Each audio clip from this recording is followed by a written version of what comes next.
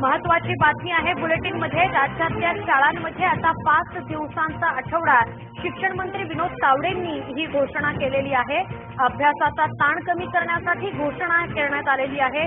विद्यार्थ्यांनाही 5 days weak आता येणार आहे, त्यामुळे शाळेत जाण्याचा कंटाळा त्यांना येणार नाही अशी शक्यता व्यक्त होते आहे। राज्यातल्या शाळांमध्ये आता 5 दिवसांचा आठवडा असणार आहे। शिक्षण मंत्री विनोद तावडे यांनी ही घोषणा केलेली आहे।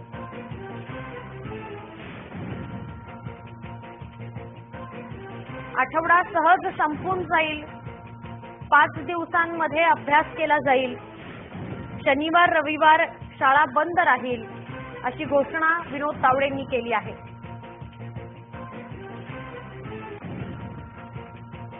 Forum for fairness and education आणि शिक्षण तज्ज्ञ जयंत जैन दूरध्वनीवरून आपल्या संपर्कात आहेत। जयंतजी, काय सांगाल तुम्ही? 5 दिवसांचा आठवडा शाळांमध्ये असावा अशी घोषणा केलेली आहे विनोद तावडेंनी। मला वाटतं याच्यात काही खोटा नाहीये। कारण काय आहे की आपण जर असं बघायला गेलो तर पहिली पण म्हणजे कितीतरी शाळा आहेत ते 5च चालत होती। म्हणजे कितीतरी शाळा आहेत ते गुरुवारी आणि रविवारी 2 दिवस सुट्टी द्यायची। आता यांना फक्त 1000 पास कंप्लीट करायचे, तोच एक मुद्दा आहे। आणि पहिली पण करत होते, आताही करणार। आणि 2 दिवसाची त्यांना सुट्टी मिळणार म्हणजे हा एक म्हणजे स्ट्रेस कमी होणार मुलांवर। आणि जे शिक्षक आहेत तुम्ही या निर्णयाचं, या घोषणेचं स्वागत करता का? गेली अनेक वर्ष आपण शिक्षण विभागाच्या अनुषंगाने काम करताना दिसत आहात, आपली स्वतःची संस्था यासाठी कार्यरत असते, तर आपण याचं स्वागत करता का? एक, आणि अभ्यासाचा ताण यामुळे कमी होणार आहे का मुलांवरचा? हा, अभ्यासाचा ताण कमी होणार कारण, आणि मी स्वागत पण करतोय कारण की जो काही निर्णय घेतलेला आहे म्हणजे गुरुवारी आणि रविवारी असे बंद राहत होती शाळा जास्त करून, आणि कितीतरी शाळा शनिवारी आणि रविवारी असंच होते। पण आता युनिफॉर्मिटी आणली, तो एक मोठा म्हणजे एक सरकारने काम केलेलं आहे। आणि मी म्हणजे मनाने म्हणजे हे करतो, सपोर्ट करतोय की असं केलं तर म्हणजे युनिफॉर्मिटी सर्व ठिकाणी आणली पाहिजे त्यांनी। बरं, आता कशा पद्धतीने याची अंमलबजावणी होणं अपेक्षित आहे आपल्यासारख्या सगळ्या संस्थांच्या? आपण बोलूया याविषयी। कपिल पाटील आपल्याबरोबर आहेत। कपिल पाटील, आपण सातत्याने याचा पाठपुरावा केला होता, आता हा निर्णय घेतलेला आहे विनोद तावडेंनी, काय सांगाल तुम्ही? नाही, मी सरकारचे पहिल्यांदा आभार मानतो।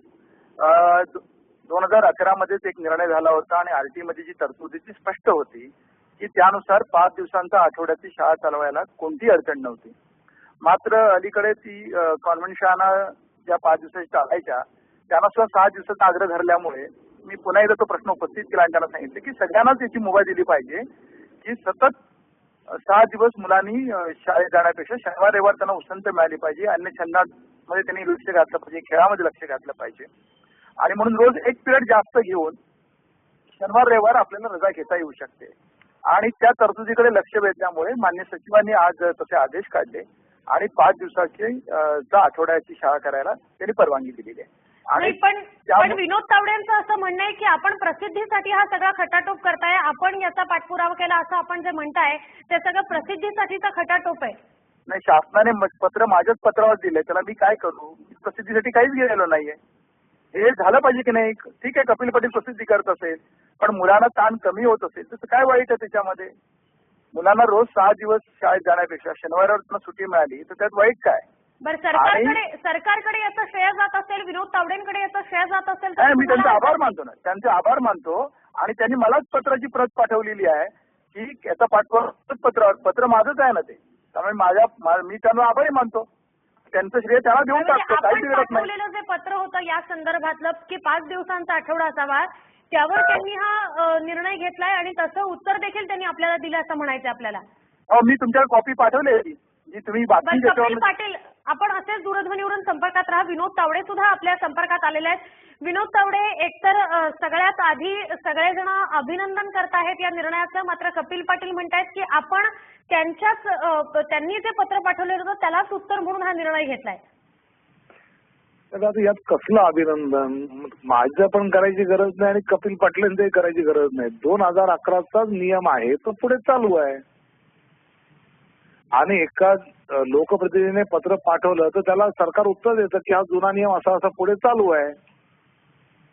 बरं, पण कपिल पाटील जे म्हणतायत की मी पाठपुरावा केला, तर त्याचा दावा म्हणजे त्यांचा दावा आपण फेटाळून लावलाय. आपण असं म्हणताय की तसं नाहीये. नाही, मी असं म्हणतोय की एका वर्तमानपत्रात ही बातमी आली. त्या बातमीच्या आधारे कपिल पाटीलजींनी पत्र देऊन सचिवांना भेटलं. सचिवांनी क्लिअर केलं. त्यामुळे एक शाळा, एक वर्तमानपत्र, त्याचा पाठपुरावा करणारे एक लोकप्रतिनिधी, त्याचं क्लॅरिफाय देणारे एक शिक्षण सचिव. सर्कल संपलं. बरोबर आहे. कपिल पाटील आपल्याला मान्य आहे? अगदी बरोबर म्हणतायत ना. मी एक जागरूक प्रतिनिधी म्हणून केलं आणि त्याचे आभार मानतो की त्यांनी तातडीने याचा खुलासा केला आणि त्याचा फायदा राज्यातल्या शाळांना होत असेल आणि एक जास्त घेऊन शनिवार रविवार मुलांना सुट्टी मिळत असेल तर त्याचं स्वागत केलं पाहिजे.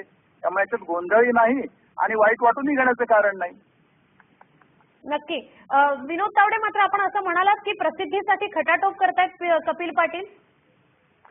मी असं कुठेही म्हटलं नाही खटाटोप करतायत. मी असं म्हटलं की एक शाळेचा गोंधळ, एक वर्तमानपत्रात बातमी, त्याच्या आधारे आजचं क्लॅरिफिकेशन.